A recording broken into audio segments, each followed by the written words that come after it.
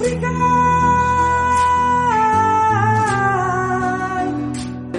sommes actifs dans le projet depuis octobre 2010, mais le projet, ce qui est un projet pilote, a été reconnu par le ministère, donc nous sommes vraiment en règle avec le MENA, ministère de l'Éducation nationale, d'alphabétisation et de scolarisation ici au Burkina Faso. Tous les enseignements du préscolaire, primaire, puis secondaire sont inclus dans l'ordinateur. Si vous regardez ici l'ordinateur de cette belle petite-là, ici, elle est en train d'apprendre la, le, li, le, lu. Donc, elle pratique à retrouver, elle entend et elle pratique ses sons, ses syllabes. Tout est basé pour que ce soit facile à apprendre. Ce qui est important à savoir, c'est que on suit à la lettre les programmes du ministère. On n'est pas ici pour tout chambarder. On est ici pour respecter ce qui est déjà instauré, ce qui fonctionne bien. Donc, on est ici pour aider, pour améliorer le système d'éducation au Burkina Faso, mais on s'est inspiré de tout le programme du ministère qu'on a instauré, qu'on a placé, orchestré dans un calendrier scolaire. Les clés USB constituent en quelque sorte les sacs d'école. Dans le système classique, chaque élève a son sac, part à l'école avec les cahiers et autres. C'est la même chose chez nous ici, seulement que chaque clé, nous avons à l'intérieur le dossier de l'élève. Et son dossier est constitué des informations en fait, que l'élève étudie avec. Toute la clé contient les données. Et quand une clé se brise, automatiquement, nous la remplaçons avec les données. Et comment on remplace ces données? Nous avons deux ordinateurs qui sont là, que nous on les appelle le compilateur et l'inscription. L'inscription sert à créer le dossier de l'élève. Le compilateur sert à stocker les données de l'élève. Donc, tous les élèves qui viennent au centre ici ont leurs données compilées à l'intérieur du compilateur. C'est ça qui constitue la base de données des élèves. Le jour qu'une clé brise, on remplace uniquement la clé et on fait restaurer automatiquement ces données à l'intérieur de cette clé encore. Et automatiquement, on continue au fur et à mesure à étudier. Donc, non seulement l'enfant ne perd pas de données, là où l'enfant l'avait laissé, il reprendra encore ses études à partir de là. Un élève, il apprend très, très vite à être autonome. OK? Premièrement, il arrive ici avec sa clé USB. Vous voyez ici les clés USB. On voit ici sa clé USB. Donc, quand elle arrive le matin, elle rentre. C'est nous, c'est les assistants qui rentrent la clé dans l'ordinateur. L'ordinateur la reconnaît. Donc, tout de suite, on lui dit bonjour. On ouvre sa session là où elle en est. OK? Et elle peut apprendre à son propre rythme. Si on a une personne qui apprend un rythme très, très rapide, enfin, on peut respecter son rythme. La personne n'est pas obligée d'attendre après que la moyenne ait compris une leçon ou une matière. Donc, l'élève va vraiment à son rythme. L'autre gros avantage, c'est que la personne qui a des difficultés, premièrement, elle ne sait pas, parce qu'il n'y a pas de comparaison entre les élèves. Donc, la personne qui éprouve des difficultés peut recommencer une leçon sans que qui que ce soit le sache. Il n'a pas à lever la main pour dire « je n'ai pas compris ». Donc, son estime de soi n'est jamais affectée. C'est ce qui nous croyons, OK? Nous croyons que ça va améliorer sa cadence, ça va améliorer aussi sa facilité à apprendre, à lire et à écrire, à faire son calcul, à faire tous ses apprentissages académiques, en fait. Alors, cela étant dit, il faut comprendre que les indicateurs nationaux au niveau de l'alphabétisation et de la scolarisation pour les pays en voie de développement comme le Burkina Faso sont très bas et ont tendance à faire du surplace depuis déjà plusieurs années, car ces indicateurs sont toujours inférieurs à 30% par année. Suite à la lecture des analyses qui ont été publiées par les spécialistes, on se rend compte que le ministère de l'Éducation nationale et de l'alphabétisation et les enseignants font tout ce qu'ils peuvent avec les moyens qu'ils ont à leur disposition. Et à la lumière de ces constatations, il nous semble très difficile qu'ils puissent, dans l'avenir, améliorer la situation. Mais lorsqu'on poursuit l'étude, on se rend compte que les outils qu'ils possèdent et les façons de faire qu'ils ont développées sont plus au niveau du Moyen Âge que que des temps modernes. Je m'explique, c'est que dans les villages, en majorité, c'est le tableau noir et la craie qui est le seul outil pédagogique utilisé par les enseignants. Je pense qu'il est temps de développer au Burkina Faso et de prévoir pour les pays en voie de développement de nouvelles façons de faire. Il faut absolument que l'ordinateur ou l'informatique prennent de plus en plus de place dans la structure scolaire du Burkina Faso. Si on veut effectivement régler à moyen terme le problème de l'alphabétisation. Donc au niveau des jeux logiques ici, ce sont des jeux éducatifs en quelque sorte. Donc, mais aussi au sein des Kamalfa, nous les assimilons aux compétences transversales en quelque sorte. Et ces compétences transversales, nous avons jusqu'à 6 volets. Donc si nous regardons ces volets ici, nous avons ici reconnaître, s'approprier et exploiter l'information. Donc en fait, on apprend aux enfants déjà dès le bas âge à reconnaître en quelque sorte l'information, à exploiter en fait de la manière la plus vraiment appropriée l'information. Donc pour eux, ils sont en train de s'amuser, mais en réalité c'est vraiment un apprentissage qu'ils sont en train d'acquérir. Bon, ils le font vraiment de manière simple.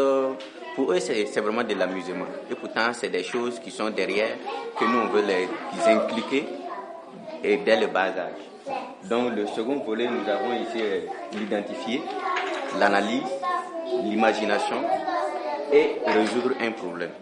Donc, par exemple, il y a de ces jeux, par exemple, qui sont les jeux de voiture, qui sont là. Et on vous dit maintenant de faire, il y a le trafic qui est là par exemple, et on vous dit maintenant de faire sortir le véhicule à là. Donc ça veut dire que ce sont des éléments qui, au fur et à mesure que les enfants les font, vont se répercuter dans la vie active et face à un problème, ils pourront résoudre en fait ce genre de problème-là. Nous avons aussi ce qu'on appelle exercer, raisonner, et tous ces éléments font par exemple font comprendre à la personne que ok, face à un problème il faut que je raisonne. Par exemple qu'on appelle en mathématiques, il faut raisonner pour pouvoir trouver des solutions. Donc dès le bas âge on commence à inculquer tous ces éléments là en fait. Et nous avons aussi le développement des méthodes. Donc quand tu résous un problème, le problème c'est pas bon, tu n'arrives pas à trouver la solution, alors il faut changer. Il faut changer de méthode. Il faut prendre autre méthode pour résoudre. Les jeux d'architecte, par exemple, qui sont là. Donc, ou les jeux de montage. Si tu montes et que tu n'arrives pas à trouver le résultat, alors ça veut dire que tu as commencé, tu as mal commencé en fait le placement des différents pions. Donc, il faut que tu recommences pour trouver encore la bonne méthode pour vraiment remonter ça. Nous avons aussi, comment on appelle, l'analyse visuelle. Donc, c'est la faculté visuelle. Tu regardes une solution, tu regardes un problème et comment l'analyser et comment trouver. Voilà. Donc, on peut te donner 2 images, 3 images qui sont à peu près identiques. Mais il n'y a que peut-être juste quelques points seulement qui différencient. Donc il faut que l'enfant arrive maintenant à développer cette faculté visuelle-là pour résoudre ces problèmes-là. Donc il ne faut pas qu'on appelle à un moment donné, on voit que vraiment le problème il est vraiment là, mais la personne n'arrive pas à identifier exactement où ça se trouve. Mais avec cette méthode-là, les enfants sont capables au fur et à mesure, de voir la différence entre 2 objets, de voir la différence entre 2 solutions et comment adopter la meilleure des solutions. Nous avons aussi l'habilité motrice. L'habilité motrice, c'est quoi? Ça veut dire c'est le raffinement. Donc, vous voyez par exemple au niveau de l'architecture, la construction et autres, tout ça. Donc, quelqu'un qui veut vraiment apprendre à bien construire et autres, il faut que la personne soit habile. Tu ne peux pas placer peut-être des briques, tu peux placer des pions en étant, comment on appelle, d'une autre manière et que ça puisse vraiment donner. Donc il faut que tu places vraiment tout doucement les éléments les uns après les autres pour que tu puisses former vraiment ton architecture. Donc tous ces éléments qui sont là, les 6 volets qui sont là, regroupent à peu près tout le problème en fait du système scolaire. Voilà. Parce que si nous voyons dans le système classique, en fait, ce sont ces problèmes qui minent les élèves aujourd'hui. Un, ils n'ont pas le raisonnement face à un problème. Deux, ils ne peuvent pas identifier. Trois, ils ne peuvent pas, trouver une solution. Et qu'on appelle face à plusieurs problèmes, par exemple. Et ils n'ont pas aussi la faculté visuelle, en fait. Parce que le problème est là, il faut l'identifier seulement et pouvoir maintenant le résoudre. Donc, ce sont ces problèmes-là vraiment qui minent notre système scolaire classique aujourd'hui.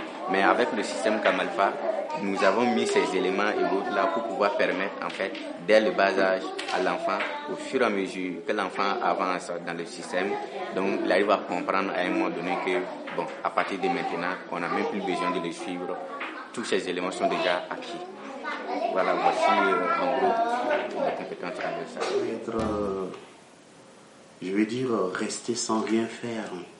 Quand on a une vingtaine d'années d'expérience derrière, où on a tout tenté pour l'éducation, alors où on a été aussi face à des réalités pour dire qu'il y a des difficultés avec la croissance de la population d'année en année, avec les budgets qui sont alloués à l'éducation qui n'évoluent pas, qui n'ont pas la même courbe.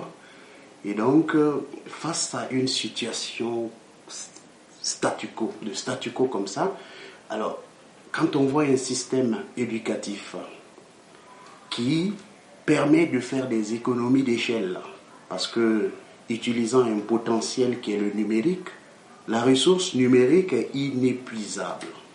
Alors que parlant de l'Afrique, nous avons des ressources qui s'épuisent, nos budgets s'épuisent. Quand on peut utiliser des ressources inépuisables, faire en sorte que nos enfants puissent avoir accès à la même base de données pour pouvoir s'éduquer, on aura résolu beaucoup de problèmes de l'humanité. Vous voyez, quand nos enfants montent dans des bateaux de fortune, quand vous voyez nos enfants en train de franchir des frontières, ils savent qu'ils vont partir, mais ils ne savent même pas s'ils vont aboutir. Et donc quand on prend un tel risque, parce qu'on a un ras-le-bol total dans l'environnement où nous vivons, et ça crée de l'insécurité ailleurs. Donc on s'adonne à des budgets gigantesques pour faire des barrières, des murs. Et donc la solution est dans l'éducation. Il faut trouver de nouveaux moyens de faire, il faut que les paradigmes changent. Et donc la seule manière, c'est d'adhérer à un nouveau système éducatif. C'est vrai que les habitudes sont têtues, ce n'est pas toujours facile de faire comprendre, de faire accepter qu'il faut changer tout un modèle, parce que ce modèle ne peut pas résoudre le problème de l'éducation des 20 millions d'âmes. D'accord? Donc, ma vision, elle est claire. Les pays africains n'ont pas d'autre choix que de changer de méthode pour l'éducation. Et si l'éducation arrive à marcher à travers de nouvelles méthodes, on règle les autres problèmes de développement. C'est ça, c'est une vision qui est claire. Et en tant que président, je me dois de parcourir l'Afrique de l'Ouest pour expliquer cette mission-là, pour expliquer qu'il faille venir dans ce système éducatif. On a déjà essayé avec le ministère de l'Éducation nationale du Burkina Faso, qui a abouti à la signature d'une convention, mais le travail est loin d'être achevé. Il faut continuer à communiquer autour de ce système éducatif. D'ailleurs, nous avons sur place l'école pilote qui est en train de fonctionner tous les jours.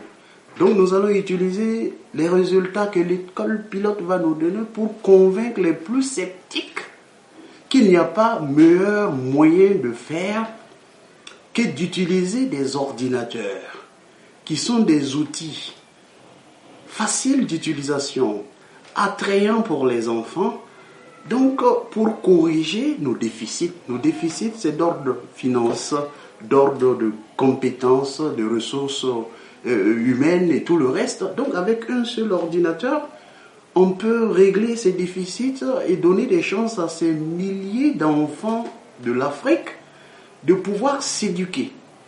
En s'éduquant, on refuse d'aller à la mer. En s'éduquant, on refuse d'aller dans la drogue. En s'éduquant, on refuse d'être dans le tabagisme, d'être dans des situations qui font que le monde est de moins en moins sûr. Donc je veux dire ma vision, je le répète, nous assistons à des séminaires de la Banque mondiale, des institutions qui parlent des difficultés de l'éducation. Ma vision, c'est de dire qu'il faut faire autrement avec le système éducatif comme Alpha pour faire en sorte que l'Afrique puisse espérer sur, je veux dire, l'éducation qui est à la base du développement. Africa.